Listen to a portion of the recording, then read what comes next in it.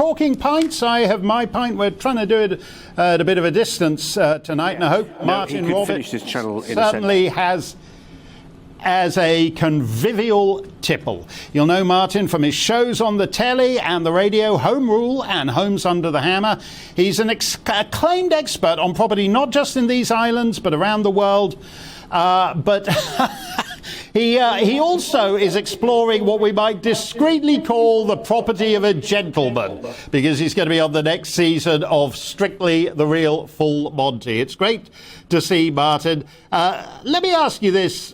You've been doing these property shows for a while now. What actually was your first property? When did you first become a property owner, Martin?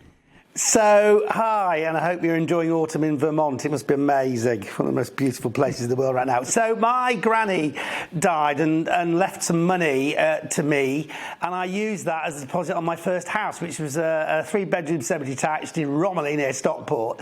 And I just did what my dad had done, which was just do the DIY thing. So, I replaced the kitchen, replaced the bathroom. At the same time, I was sort of starting my career in the media, earning diddly squat.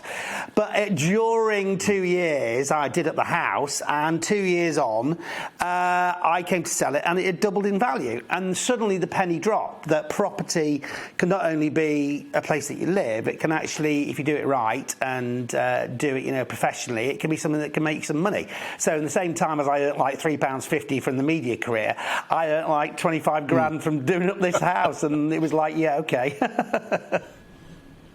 Well, I take it your granny didn't leave you £750,000 or whatever the average cost of property is in southern England these days. It was easier, wasn't it, to get your first foot on the property ladder? And do you think it's possible that that kind of first start on the property ladder can come again?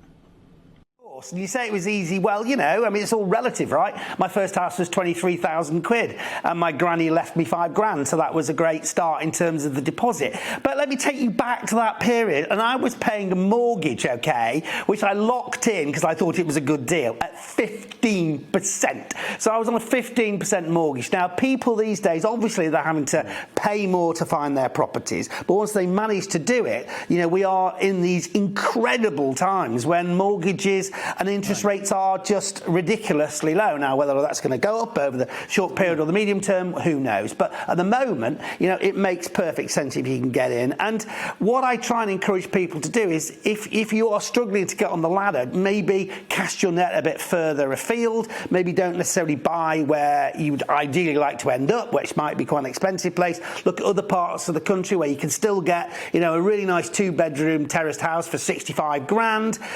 Buy things that you can add value to, like I did, okay? So buy your first house that isn't perfect, but you've got time, you've got energy, you've got enthusiasm, you can do it up like I did up that house that I first bought, and you can gradually start working your way up. So I really try to encourage people who are starting out who think there's no hope that I can do this, to think laterally. And also there's ways you can buy property which doesn't cost you anything. Look, you might have some friends who've got money in a building society or a bank earning them diddly squat. You've got time, you've got energy. Why don't you say to them, do it professionally, do it through a solicitor, but I will take the money, we'll buy a house together, I put my effort into doing it up, you get some money back, we'll sell that property, assuming we make some money on it, and we split the profits. So let's say you do that on a £65,000 house, they put the money in, you do it, you do all the energy, you do the work, you sell it for 100 grand, you made 35 grand, let's take off something for tax, you made 30 grand between you, you split it 50-50, you've suddenly got £15,000 and you started with nothing. So there are ways of doing it, Mark, and I really encourage people not to give up.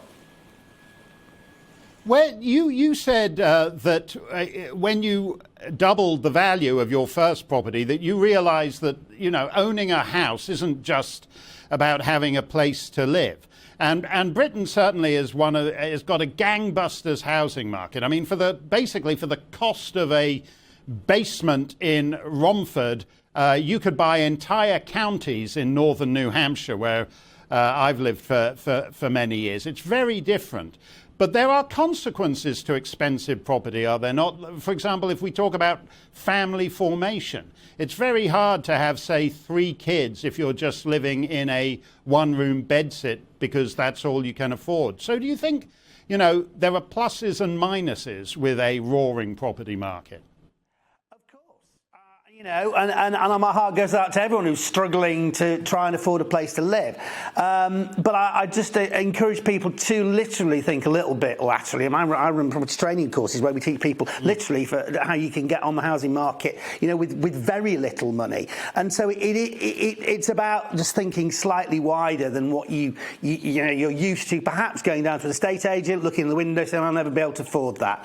You need to think in other ways. And as I said, it might be that you can reach further afield from where you'd like to end up and get yourself going on the property market. But there's not an easy route to this, okay? It requires time, it requires energy, it requires dedication. But if you want to get there, I just encourage people not to give up. Well, do you think the COVID may have helped by that? Because you say, think about looking, you might dream of living in South Kensington or whatever, but look a little further out. And do you think COVID enabling people to work at home so they don't have to commute, in theory, you could be in the Shetland Islands and maybe just take a cheap flight to town when you have to go and actually see the boss in person. So do you think that COVID has actually changed the way people calculate these things?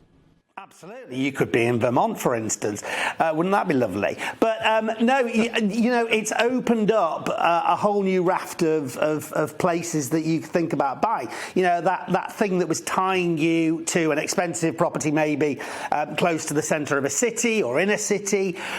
Suddenly, you can, as you quite rightly say, as long as it's got reasonable broadband, you can actually be further afield. So that's another reason why it enables you to think, slightly in a concentric ring circle, and this is one of the principles that we teach. Actually, there's this thing called concentric ring theory, where you might want to be in the centre of that ring, but actually, if you just look at sort of expanding your ring of where you might look, those often are places that the prices will go up as a result of people not being able to afford right bang in the centre. So if you took Kensington and Chelsea, you move out to Richmond, and then you move further afield, and you keep on going until you find a place that is affordable. And as you say, without the need to coming into the office every day, suddenly maybe that commuter side of things is not a factor into your equation. And that is one of the things that has driven the incredible rise in house prices at a time, let me take you back, Mark, to 2020, when in March clever people were predicting we're talking 30, 40, 50% drops in the housing market, and Rishi came along and he said, actually, we'll just have a teacher holiday, because everyone was telling him, it's going to be a complete Armageddon. And what have we seen? We've seen a resilience that nobody could have predicted, and that's partly due to a change of attitude. People saying, you know what, I'd quite like to have a better quality of life. I'd quite like to have more room to the family. I'd quite like to have a space that I can have as an office. I want a better quality of life, and I think that's a combination of practical things and also the shock that we've all been through with COVID, and it's come out of the woodwork, and it's slapped us to say, life can change like that. So why not live your dreams now? And that has driven what we've seen, and most people would agree, to be an incredible rise in house prices over that period. That's a beautiful way to put it, Martin. Live your dreams now, because you don't know what will be coming tomorrow. Cheers! We shall follow you with interest on the full Monty. I don't know whether you're actually going to show the full bungalow with 2 attached gazebos, but we shall look at the show with great interest. Thank you very much, Martin.